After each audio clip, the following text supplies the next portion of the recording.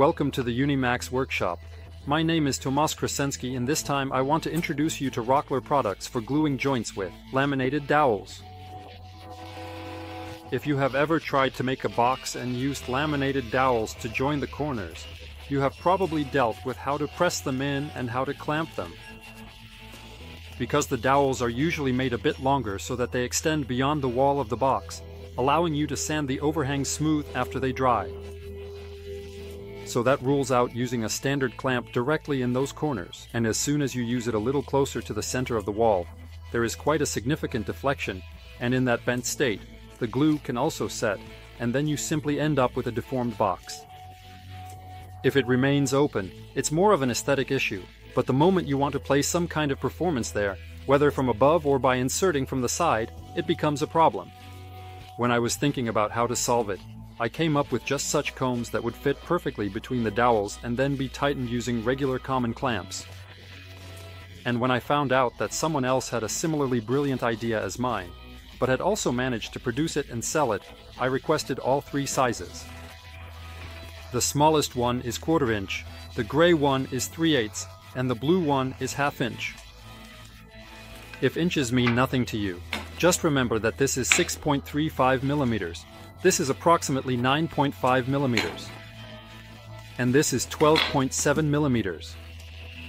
I also have tools for making laminated dowels on the table saw, specifically made to these dimensions, so it doesn't pose any problem for me at all. So what's the trick? The trick is that the comb actually pushes into the gaps between the dowels. So it compresses beautifully, even if you have the dowels longer and they extend beyond the wall of the box.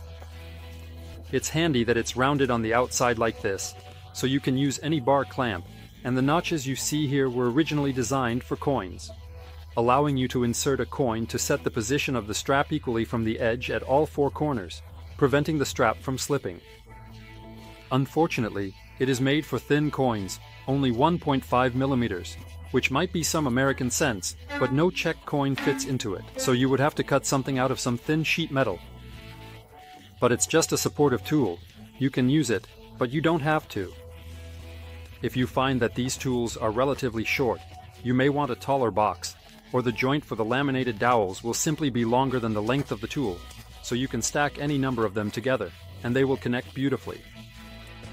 That's about it for the corner jigs themselves, and now I would like to briefly discuss these bar clamps, which are also from Rockler, and I wanted to try them out since I had them here. They are basically classic nylon 1/4 inch straps, which means they are about 25 millimeters wide. And the most interesting part is probably the player mechanism, which is quite different from the classic player. Of course, you can use that here too, but this one has several small advantages that might convince you that this type is possibly better for frequent work. First of all, you won't hate that loose end. But the solid end, the free end, passes through the self-locking mechanism, so you can manually tighten it to a strength that holds quite well on its own, and then you can use the ratchet to tighten it to the final strength. At the same time, it can be very quickly loosened, as you just need to press the self-locking mechanism, and it's immediately released. You don't have to fiddle with anything or untangle the loose end, and so on. Last but not least, it is also an advantage that it has a flat bottom, which minimizes the risk of damaging the box. If you have a particularly delicate surface, you can also purchase special soft pads that come with a rubber loop, which you can use to hold the rolled strap when storing it very carefully. But it is certainly not a requirement. It works without it as well. While a classic ratchet has sharp edges on the bottom that could damage the surface, you can of course create some protective insert to go under it. So, in conclusion, those corner jigs are definitely great, and if someone is gluing these joints on a large scale, they will certainly find them useful.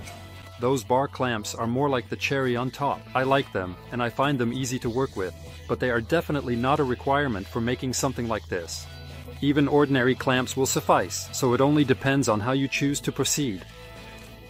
You can find links to all the products in the description below the video. Thank you for watching, and I look forward to seeing you in the next video from the uni-max workshop.